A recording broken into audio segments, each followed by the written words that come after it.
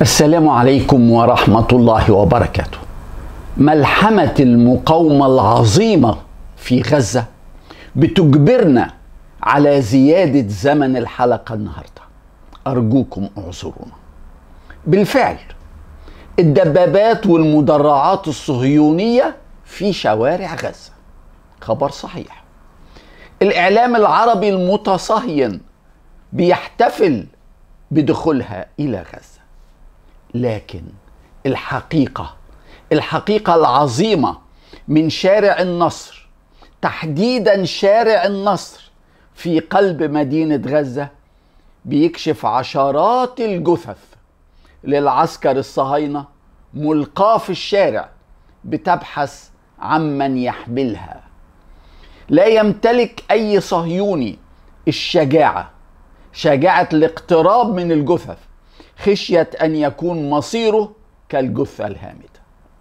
لا أحد يعرف من أين يأتي رجال المقاومة، ولا من أين تأتي قذائف المقاومة. الله أكبر. كل اللي الصهاينة عملوه عشان يواجهوا الاندحار المهين إنهم منعوا كل وسائل الإعلام من الاقتراب من شارع النصر عشان ما يصوروش الملحمة. ما شاء الله. إنما من فضل الله والشكر لله ما حدث في أكتوبر ونوفمبر 2023، رغم الثمن الغالي قوي اللي دفعوه إخواننا الشهداء والمصابون في غزة. شعوب العالم كله واقفين بقوة مع غزة. لندن بدأت وأسبانيا شايلة الراية والعالم كله معانا. المظاهرات أمس في لندن خيالية تكاد تكون مليونية. رئيس الوزراء سوناك المنبطح أمام الصهاينة وحكومته كانوا فرحانين بالمظاهرات، فاكرين ان المظاهرات طالعة احتفالا باليوم التاريخي لبريطانيا بالانتصار في الحرب العالمية الثانية. لا، الحافلات شالت الآلاف من البريطانيين من مختلف المدن إلى لندن، فاكرين ان رايحين يحتفلوا بالنصر البريطاني، فإذا بمئات الآلاف يهتفون لفلسطين ولغزة، يهتفون ضد سوناك المنبطح وضد حكومته. مظاهرات لندن تحولت لصرخة عالية بتطالب سوناك بإيقاف المجازر اليومية للصهاينة ضد أهل غزة. أهل غزة الشجعان الأبرياء، رمز المقاومة. فأسبانيا مشهد عمري ما شفته ولا أعتقد إن حد شافه قبل كده. مباراة كرة قدم في الدوري الأسباني لا ليجا بين ريال سوسيداد في ملعبه والميريا. الميريا ده اللي بيملكه تركي آل الشيخ، بس المباراة في ملعب ريال سوسيداد. مجموعة من جماهير ريال سوسيداد قدمت مشهدا مسرحيا خياليا في الدعم لغزة وفي القوة والتأثير. كلهم ارتدوا ملابس بيضاء من الرأس إلى القدم، وجوههم مغطاة، كله أبيض، بس الملابس البيضاء والأقنعة البيضاء ملطخة بالدماء، ملوثة بالدماء، إشارة للدماء الزكية الطاهرة لشهداء غزة. حملوا أعلام فلسطين ودخلوا الملعب بملابسهم الملطخة بالدماء ورفعوا أعلام فلسطين قبل صفارة البداية مباشرة. في أسبانيا برضو قلت لكم إن في جامعة هارفارد الأمريكية عملوا أطول لافتة في العالم وكتبوا عليها أسماء 7000 شهيد فلسطيني في جامعة هارفارد في أمريكا. في برشلونة عملوا نفس القصة، بس لافتة بقى في أطول شارع في برشلونة، وكتبوا برضو عليها أسماء شهداء فلسطين في أطول لافتة.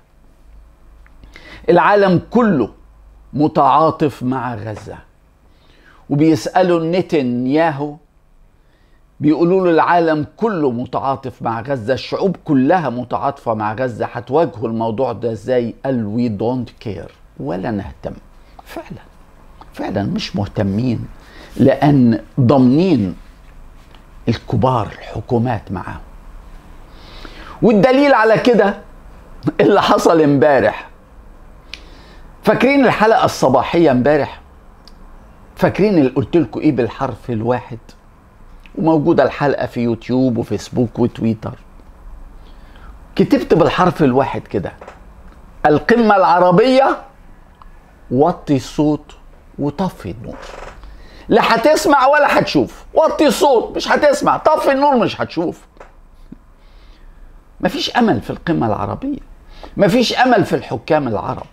الكلام ده بقاله 72 سنة، عمرهم ما اتفقوا في اي اجتماع على حاجة واحدة، عمرهم ما كانوا هم الظهر اللي يسند العرب. سبحان الله. الاقتراح كان 5 قرارات كلها اضعف من بعض. ال5 قرارات اضعف من بعض. فيهم قرار بيقول الدول اللي فيها قواعد عسكرية امريكية ما تسمحش بصعود اي طائرة واخدة ذخيرة لاسرائيل، رغم انه قرار ضعيف، لكن لان اساسا امريكا مش محتاجة، ما عندها مليون حتة تانية. ومع كده الامارات والبحرين والسعودية والمغرب رفضوا القرار، والقمة العربية طلعت بدون قرار، لأن قرارات القمة العربية لازم بالإجماع.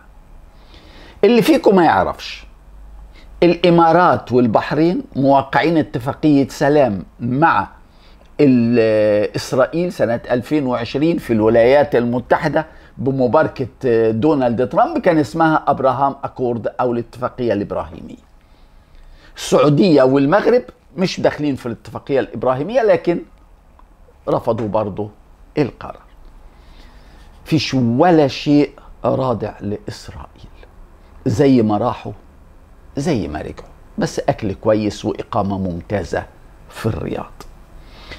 بعد ما شجبوا ورفضوا واستنكروا وأدانوا وحذروا وأنذروا ونددوا، وكل واحد فيهم قال كلمتين، مشيوا على بيوتهم، وإسرائيل حط رجل على رجل. عرفتوا ليه المصريين لما يحبوا يسخروا من أي لقاء ملوش لازمة أو ملوش قيمة يقول لك قعدة عرب؟ أديكوا شفتوا. يا خسارة يا عرب، يا خسارة يا عرب. مع إن لازم أبدأ الرياضة بجرائم مارسيل كولر المدير الفني السويسري، لكن لا، هبدأ بموضوع تاني خالص في الرياضة، وهو تنازل الأهلي عن حقوقه، أو عدم صلابة الأهلي في الدفاع عن حقوقه. الاتنين في آخر 20 30 40 سنة خلقوا حالة من الاستهتار عند الجهات المسؤولة بقيمة الأهلي أو بحق النادي الأهلي. امبارح ماتش كرة يد سيدات في صالة نادي الزمالك، الأهلي والزمالك، كرة يد وسيدات، وماتش ملوش قيمة، ماتش في الدوري، مهزلة وشغب ملوش أي داعي. وبنات النادي الأهلي بقوا مذعورات، ذعر رهيب، بنات بيلاقوا الجمهور نازل الملعب عليهم ومفيش أمن. تعمل إيه أنت كبنت؟ المتفرج أو 10 حواليكي، ده يعمل بإيده كده وده يعمل بإيده كده. البنات الأهلي كسب 24-22، بس الماتش لو في ظروف طبيعية الأهلي يكسب 10-20 جول، إنما البنات بقوا في حالة من الخوف والذعر، والمسؤولين بتوع النادي الأهلي ما بقوش عارفين يعملوا إيه. جمهور في المدرجات، عدد زيادة، وبينزلوا أرض الملعب ومحدش قادر يعمل حاجة، والمباراة وقفت كتير كتير كتير كتير. وطبعا مفيش أي قرارات، مفيش أي قرارات على الإطلاق. ومفيش اي موقف من ادارة النادي الاهلي. ودي المصيبة.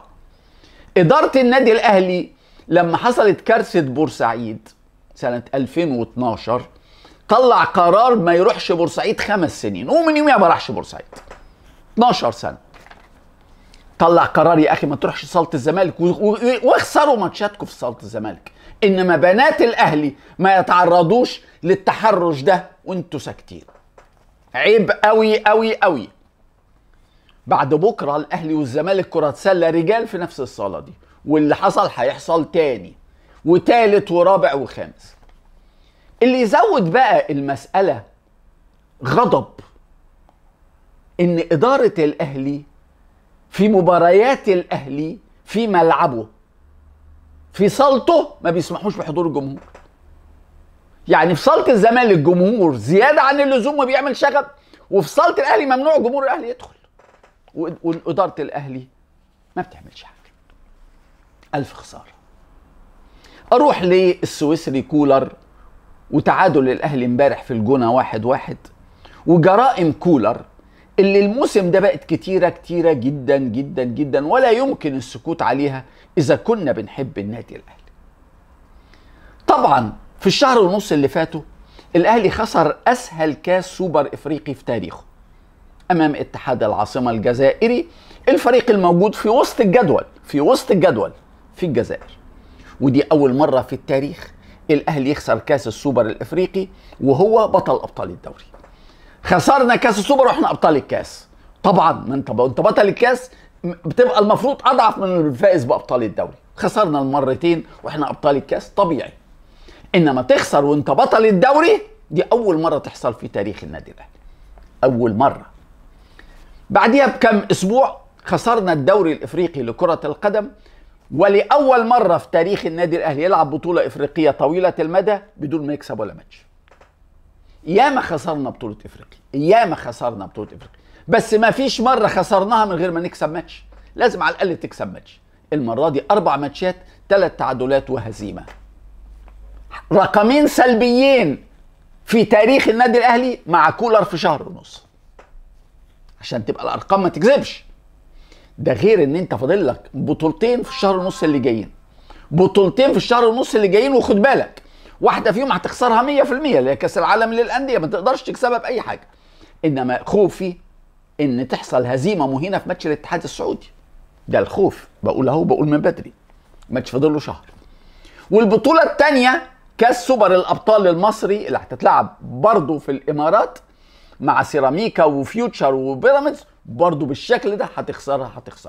يبقى ممكن تخسر 4 بطولات في 3 شهور، ودي حاجة عمرها ما حصلت في تاريخ النادي الاهلي.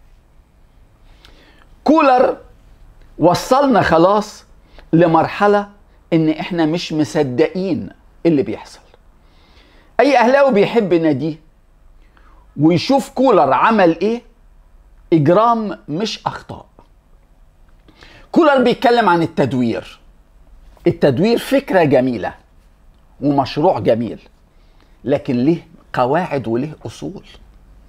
انما اللي بيعمله كولر ده لا قواعد ولا اصول ولا غلط، ده شغل قبيح، ده شغل ضحك على العقول.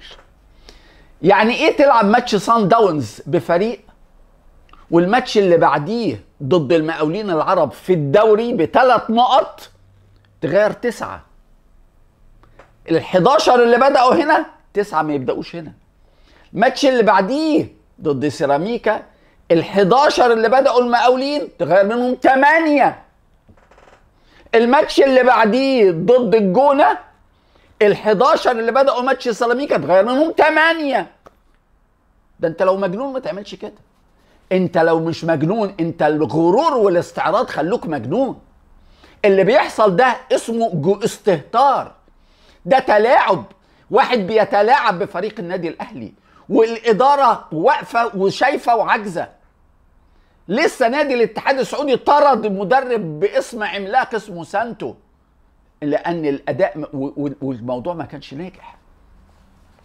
احنا سايبين كولر يفسد في الفريق بتدوير بلا وعي واستعراضي وغرور. يعني ايه كريم الدبيس امبارح احتياطي؟ يعني ايه؟ عشان تلعب خالد عبد الفتاح اللي ما بيعرفش يلعب برجله الشمال، باك شمال. وطبعا كان يا عيني سداح مداح، لا دفاع ولا هجوم، وهو معذور. اوعى حد يلوم خالد عبد الفتاح، مش مكانه. لو لعبت محمد الشناوي راس حربه مش مكانه. بس والله محمد الشناوي راس حربه هيبقى احسن من موديست. انما خلينا في كريم الدبيس. كريم الدبيس احتياطي طول السنه، يعني ما بيلعبش لغايه ما معلول اتصاب في ماتش سان داونز، فكريم الدبيس لعب ماتش المقاولين وماتش سيراميكا.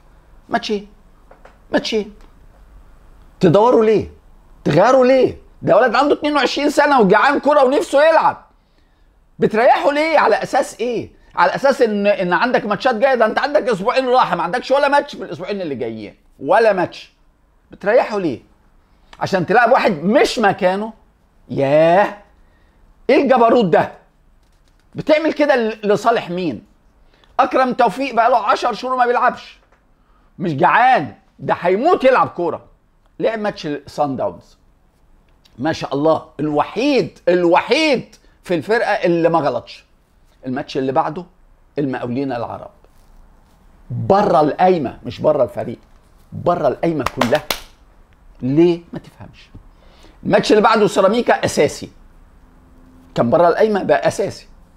الماتش اللي بعده جونه بره القايمه. ايه؟ انت بتنتقم منه؟ انتوا في بينكم ميراث؟ ماله كان اكرم ده احسن باك رايت في افريقيا مش في الاهلي. بتعمل كده لمصلحه مين؟ بص، اللي ما بيشوفش شايف ان محمد هاني مش شايف، بس الوحيد اللي مش شايف هو كولر. كل الدنيا شايفه ان محمد هاني بقاله شهر مش شايف قدامه، في حاله يرثى لها تماما. مش عشان البنالتي اللي اتعملت ضده، لا، عشان هو ده مستواه بقاله شهر. رميه التماس بيرميها غلط، رميه التماس اللي بايده بيرميها غلط. مفيش تمريره صح، مفيش عرضيه صح، مفيش اي حاجه. بيلعب ليه؟ لمصلحه مين؟ محدش جبرك انك تلعب لاعب مش في مستواه. يقوم خالد عبد الفتاح توديه شمال وهاني يمين عشان تبقى انت مكسور الجناحين. لمصلحه مين؟ لمصلحه مين ده بيحصل؟ وبعدين بيتكلم على التدوير والمباريات المتلاحقه. الماتش الوحيد اللي كانت مصر تسقف لك يا كولر لو عملت تدوير هو ماتش سان جورج الثاني في القاهره. انت لعبت ضد سان جورج في القاهره وكسبته 3-0، والماتش الثاني برضه في القاهره، وبعد 6 ايام كامله تقدر تعمل تدوير زي ما انت عايز. ما دورش، لعب بال11 اساسي. الماتش اللي لازم يبقى فيه تدوير ما عملش تدوير ولعب بال11 الاساسي. والماتشات اللي لازم فيها يبقى فيها الاساسيين بيعمل تدوير. كأنه ضدنا 100%. تعال بقى على الفرنسي موديست. ده لاعب معتزل من غير لف ولا دوران. موديست لاعب معتزل. النادي الاهلي بيلعب لاعب معتزل اساسي وبيسيبه 90 دقيقه. اول لاعب في تاريخ النادي الاهلي بيبقى عاجز عن الجري، مش قادر يجري. اي سباق بينه وبين اي طفل، الطفل هيسبقه، مش اي لاعب. لان طبعا زي ما انتم شايفين، انا ما بتكلمش على اللي انتم، ما بيعرفش يسبق حد خالص، عاجز عن الجري. الجول اللي جابه ما كانش محتاج. الجول اللي جابه الخطيب لو موجود هيجيبه. الخطيب عنده 70 سنه. الخطيب لو موجود هيجيب الجول اللي جابه موديست، لانه واحد واقف والكره جاله هيوقفها كده. الخطيب لما بيبقوا في المطارات، مره في المطار الخطيب هو عنده حاجه و50 سنه، والله هو عنده حاجه و50 سنه، واحد بيفتح ازازه كوكاكولا ولا حاجه فالغطا طار، راح الخطيب موقف الغطا وراح منقطعه كده. هو عنده حاجه و50 سنه. اللي عمله امبارح موديست انه وقف الكوره وراح جاب الجول، وحتى شاطها وحش. الجول ده يجيبه الخطيب وهو مبطل، يجيبه ابو تريكه وهو مبطل، يجيبه محمد رمضان وهو مبطل، يجيبه طاهر ابو زيد وهو مبطل، يجيبه ايمن شوقي وهو مبطل، يجيبه عماد متعب وهو مبطل. كل دول المبطلين يجيبوهم. احنا بعنا محمد شريف ب1.5 مليون عشان نشتري موديست ب1.5 مليون. والله العظيم الشخص اللي عمل اختبارات طبيه وبدنيه الاساس لمودست ده لازم يدفع، هو اللي يدفع من جيبه المليون ونص، لان ده بدنيا عاجز، بدنيا عاجز، عاجز 100%، ما بيعرفش يجري على الاطلاق، على الاطلاق. اتعاقدوا معاه عشان فيديوهات قديمه، لا ما عادش موضوع الفيديوهات ده بطل، ده لازم تشوفه في الملعب، لازم تشوفه في الملعب وفي ماتشات رسميه، ولازم تجيب السي في بتاعته لعب اخر 10 ماتشات امتى.